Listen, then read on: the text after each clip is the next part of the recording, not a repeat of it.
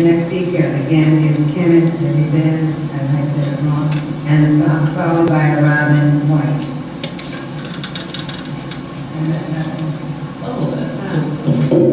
My name is Kenneth Rivez. I'm really glad that you're here. I want to thank you for coming out, especially about college affordability. It's tremendous.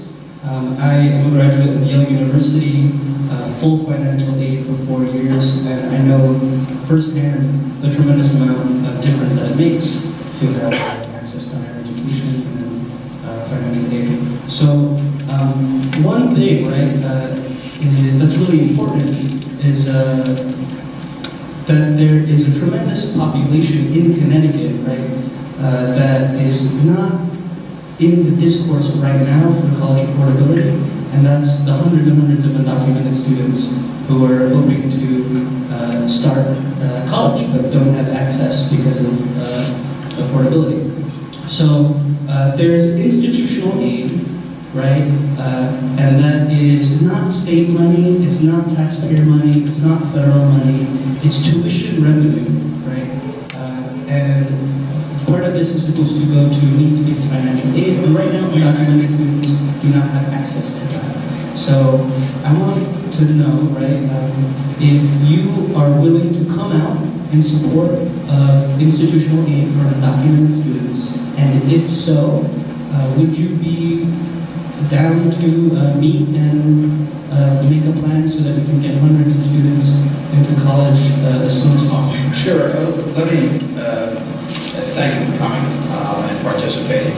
As you know, I think I have been pretty upfront about my desire to make sure that students who graduate from our high schools are able to attain an education. We actually passed the DREAM Act in Connecticut that made it possible for students, as long as they graduated from our high school, and were educated in Connecticut, to access admission to state colleges and universities at in-state tuition dollars.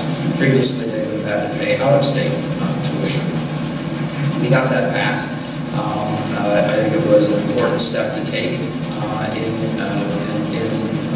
on this road. I want to be very clear, the reason that I talk about people who graduate from our high schools is because we're talking about an audience of people who aren't going to go home to anywhere else. Connecticut's their home. Their parents may have brought them here illegally when they were babies, very young children. But they're not, they speak English for the most part. They graduated from our school systems. And I don't have any desire to see any person who is otherwise qualified to go to and get an education.